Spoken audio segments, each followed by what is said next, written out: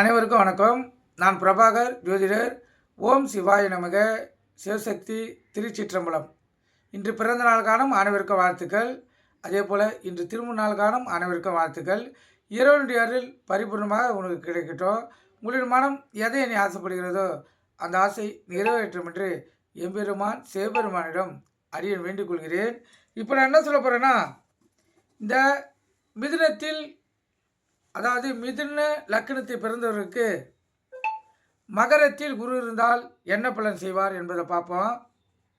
இப்போ காலபுருஷ தத்துவப்படி மகரம் 10ஆம் வீடாகும், குருவுக்கு நீச்ச வீடாகும், சனிக்கு ஆட்சி வீடாகும், செவ்வாய்க்கு உச்ச வீடாகும் இந்த வீடு அமைகிறது. இந்த வீடை பொறுத்த மட்டும் உத்தியோகம், கர்மம், ஜீவனம் போன்றவற்றை குறிக்கும். மிதுன லக்னத்துக்கு 8ஆம் வீடாக வருவதால் 8ஆம் இடம் ஆயுள் ஸ்தானமாகும். பிறவி உறுப்பு, மரணத்தின் செயல்பாடு, பெண்களுக்கு மாங்கல்யம் முதலீட்டான ஸ்தானமாகும். தீராத வியாதி, ஊழ்வினியில் செயல்பாடு போன்றவற்றை குறிக்கும்.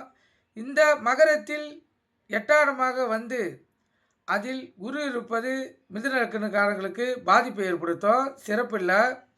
குரு நீச்சம் பெறுகிறார். அதுவும் சூரியன் நட்சத்திரமான உத்திராடம் 2ஆம் பாதத்தில் நீச்சம் பெறுகிறார். இதனால் அடிக்கடிக்கு உடல் வாதிகளை ஏற்படும். 8ஆம் இடத்தில் குரு நின்று குரு திசையோ அல்லது புத்தியோ நடைபெற்றால் கடுமையான கண்டங்களை அஞ்சாதகருக்கு ஏற்படுத்தும். குருவின் காரகத்தன்மையான பொறுமையை இழப்பார்கள். தெய்வ நம்பிக்கை குறையும். செய்யாத குற்றத்துக்கு தண்டனை கிடைக்கக்கூடிய வாய்ப்பு ஏற்படும். அதேபோல் போலீஸ் வழக்கு, பெரிய தண்டனை, மன உளைச்சல் முதலில் உண்டாகலாம். உண்மையான அன்புள்ளவர்கள் கூட எதிராளியாக மாறிவிடுவார்கள். பெற்ற பிள்ளைகள் கூட விரோதமாக பார்க்கக்கூடிய வாய்ப்பை ஏற்படுத்தும். இதனால் அந்த ஜாதகருக்கு மன பாதிப்பு, மனக்குழப்பம் உண்டாகும். சிலருக்கு மூச்சு திணறல், இதய நோய் போன்ற நீடித்த நோய் வந்தும் அவதிக்கு உள்ளாவார்கள். 8இல் உள்ள குரு நீசபங்கம் பெற்றால் தீய பலன்கள் குறையும், தெய்வ அருள் கிடைக்கும். மகரத்தில் உள்ள குரு பகவான் 5ஆம் பார்வையாக 12ஆம் இடத்தை பார்ப்பதால் தூக்கம் கெடும், தேவையற்ற செலவினங்கள் கூடும். 7ஆம் பார்வையாக 2ஆம் இடத்தை பார்ப்பதால் குடும்பத்தில் குழப்பங்கள் உண்டாகும். 9ஆம் பார்வையாக 4ஆம் இடத்தை பார்ப்பதால் வீடு, மனை, வாகனத்தில் சிக்கல், அடிக்கடிக்கு விபத்து, தேவையற்ற கடன் பிரச்சனை போன்றவை உண்டாகும். 8இல் உள்ள குருவால்,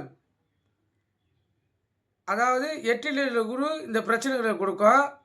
பெண்கள் ஜாதகத்தில் இந்த கிரக அமைப்பு இருந்தால் மாங்கல்ய பலவீனமாகும், வீண் வாதம் போன்ற அனுகூலமற்ற பலன்கள் நடைபெறவும் வாய்ப்புண்டு. அதே போல் தெய்வ வழிபாடு, பெரியோர்கள் ஆசீர்வாதம், குலதெய்வ வழிபாடும் எப்படியாப்பட்ட தீய பலனாக இருந்தாலும் அதை குறைக்கக்கூடிய பலத்தை கொண்டது. நீங்கள் கருத்து கொண்டு பயன்பெறுங்க.